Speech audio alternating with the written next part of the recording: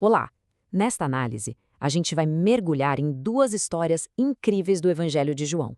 Elas apresentam duas pessoas de mundos que não poderiam ser mais diferentes, e cada uma delas teve um encontro que mudou absolutamente tudo. Olha só que contraste. De um lado, a gente tem o Nicodemos, um homem, um líder religioso importante, super respeitado, poderoso, um cara que basicamente tinha tudo. Do outro lado, uma mulher samaritana, que nem nome tem na história, considerada impura, deixada de lado até pelo próprio povo. Uma completa excluída. Então fica a grande pergunta, né? O que é que essas duas figuras, em extremos tão opostos da vida, poderiam ter em comum? E mais, o que a história deles pode revelar sobre a nossa própria busca por sentido? Ok, vamos começar pela história dela. A narrativa nos leva para Samaria, para um poço. Imagina aquele sol do meio-dia, sabe? E é lá que Jesus encontra essa mulher. E essa conversa, que parece tão simples, na verdade quebra umas barreiras gigantescas daquela época. Primeiro, a racial. Judeus e samaritanos não se falavam. Ponto final. Depois, a de gênero. Um mestre, um rabino, jamais falaria em público com uma mulher que não fosse da família dele. E por último, a barreira social. Ele tá ali, de boa, conversando com alguém que todo mundo via como uma pária. E bem no meio dessa conversa toda, Jesus oferece para ela algo que ele chama de água viva. Isso é uma metáfora muito poderosa, né? Fala de uma satisfação espiritual, uma alegria que vem de dentro, tão profunda, que não depende se as coisas lá fora estão indo bem ou mal. E vamos ser sinceros, essa sede espiritual não ficou lá no passado. Todo mundo tenta saciar essa sede. A gente bota nossa esperança no amor romântico, no sucesso da carreira, em ganhar dinheiro, ou até em se dedicar a uma causa nobre. A gente vive pensando, se eu conseguir aquilo, aí sim minha vida vai ter sentido. Só que aí vem o pulo do gato. A maioria de nós acha que a insatisfação existe porque a gente ainda não chegou lá. Mas, e as pessoas que chegam? Aquelas que realizam os maiores sonhos? Pois é, muitas vezes o que elas descobrem do outro lado é um vazio ainda maior. E não faltam exemplos disso. Pega o Boris Becker, o astro do tênis. Tinha toda a fama e grana do mundo, mas admitiu que não tinha paz. Ou o ator Jim Carrey, que chegou a dizer que desejava que todo mundo pudesse ficar rico e famoso, só pra galera ver que essa não é a resposta. O problema, no fundo, era o mesmo, só que eles descobriram que o sucesso não era a solução. Isso me lembra uma citação muito forte do escritor David Foster Wallace. Ele disse: "Todo mundo adora alguma coisa. A única escolha que a gente tem é o que adorar.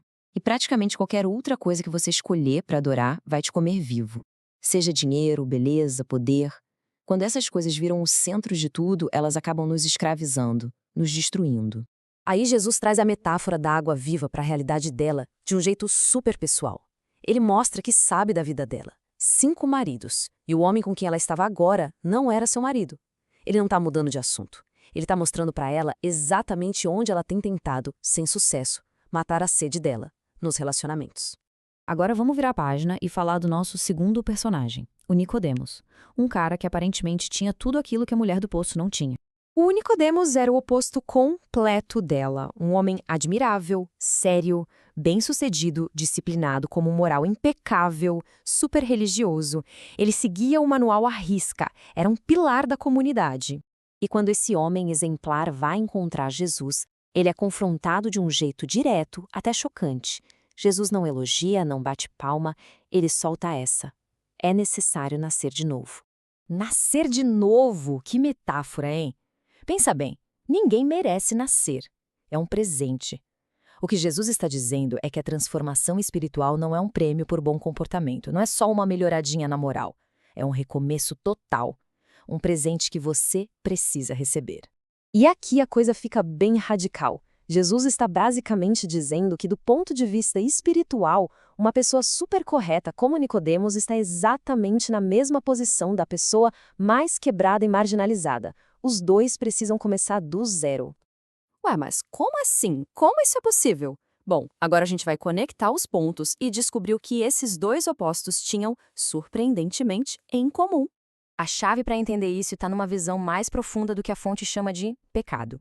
Não é só sobre quebrar regras. Pecado, na sua essência, é buscar a salvação em qualquer outra coisa que não seja Deus. É fazer de algo, seja algo bom ou ruim, a sua fonte principal de sentido e identidade. E é aqui que a gente vê a conexão. A mulher excluída quebrava as regras buscando se salvar nos relacionamentos. O homem privilegiado seguia as regras buscando se salvar na sua performance moral, na sua religião. Por fora, opostos, mas por baixo dos panos, o projeto era o mesmo, cada um tentando ser o seu próprio salvador. O problema dos dois era o mesmo: colocar outra coisa no lugar de Deus. Isso tudo nos leva à conclusão, à resposta que o texto apresenta para essa sede que todo ser humano parece ter. A mulher no poço encontrou a tal da água viva, a satisfação de verdade, por uma única e surpreendente razão. Porque Jesus estava com sede. É um detalhe que pode passar batido, né? Ele só parou naquele poço porque estava fisicamente sedento. Se não fosse por isso, o encontro todo nem teria acontecido. Só que a sede dele ia muito além do físico. Ali no poço era uma necessidade do corpo. Mais tarde, lá na cruz, uma de suas últimas palavras, segundo João, é: tenho sede. E ali, ele estava sentindo uma sede cósmica, a sede da separação, do abandono. E aqui está o paradoxo final. É porque Jesus experimentou a sede máxima, a sede espiritual total, que ele pode oferecer a água viva que satisfaz de verdade. A sede dele mata a nossa sede. A morte dele permite a gente nascer de novo. E assim, essa análise nos deixa com uma pergunta para refletir. Todo mundo adora alguma coisa, coloca sua fé em algo para encontrar salvação. A questão que fica é: o que foi escolhido para essa adoração? E essa escolha está libertando ou, como diria o Wallace, está nos devorando por dentro?